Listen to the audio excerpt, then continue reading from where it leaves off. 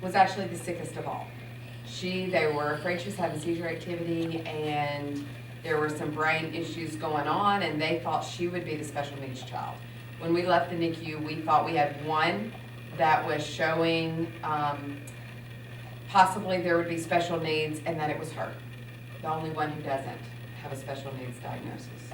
So we came home thinking the NICU stuff was the hard stuff, and that it would get easier and just be a lot of fun from then on. I was ready to dress them all alike and, right, do all the cool stuff, but I mean, I had triplets, I should do the fun.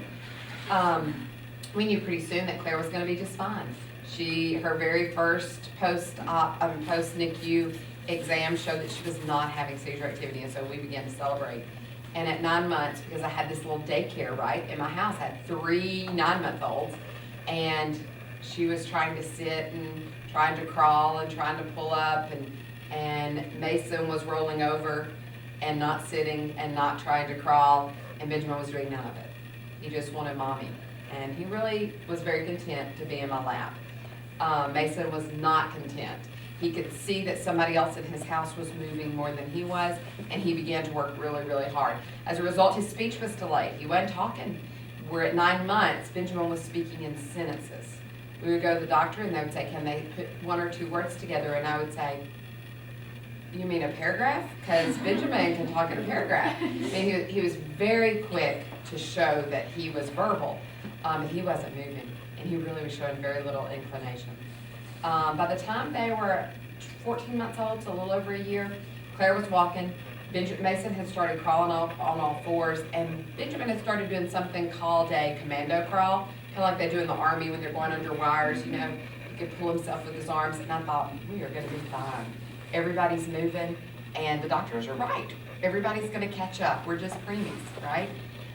Nobody was that alarmed. And I bet if we all had to get down on the floor and crawl around, you would still crawl like that today, right? Yeah. That's about it. Yes? Yeah. He never was able to get up on all fours. That was just not something that was realistic for him. I will tell you that those were the hardest days of my life. But they were still fun. They were so much fun. I loved every minute. I loved every minute. They were full of joy. I had these adorable kids. If I, maybe you should bring a PowerPoint, because I've got some pretty stinking cute pictures y'all can look at. It would not embarrass them at all. My days were full of joy, but it was scary. I didn't know, and the doctors at that point were saying things like, if they can sit for 10 seconds, by the time they're 2, that means they'll walk. I don't know if any of you have young siblings or even children of your own, but it's kind of a big deal when you have this baby to think that they need to walk. You think that's the end-all be-all, right? It's like the last gross motor skill we learn is walking, and I thought it was very important.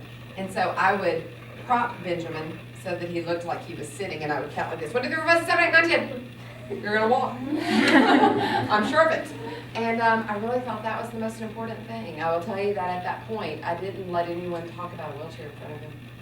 If his therapist did, I scolded them severely outside of his earshot. And I was determined that he would walk. He used a little walker for the first 5 years, right? Mason used a walker early, and then he proceeded to crutches. He wasn't excited about proceeding to crutches because he could run with that walker. And all of a sudden with the crutches, he was having to relearn his 3. He's having to relearn his speed, and he didn't like it at all until Benjamin got a walker. Well, if Benjamin's gonna have a walker, he was gonna figure out his crutches, right? Did we call them crutches? We called them power sticks because he was 3, and I thought crutch was a horribly negative word to teach a 3-year-old. So here we were all learning how to move, and we're getting ready to start kindergarten. And I think it's pretty important that Benjamin not be exhausted. And for him to walk in a building used every single ounce of energy he had. I would sit him down in this little walker and tell him to go, and he would walk. And 15 minutes later, if we were parked close enough, we would get to the door, right? And so I began to let people talk about wheelchairs, and we would whisper it. So we talk about it behind his back. And so the first time we went to try one, he was 5, and we tried a wheelchair, and he wasn't even interested. He was like, I walk, I don't want to do this. And I'm like, no, he saw this cute little thing right there. He's a boy. And like y'all are born as boys, thinking video games are like all that. So he thought this would be cool to try. And he immediately started laughing.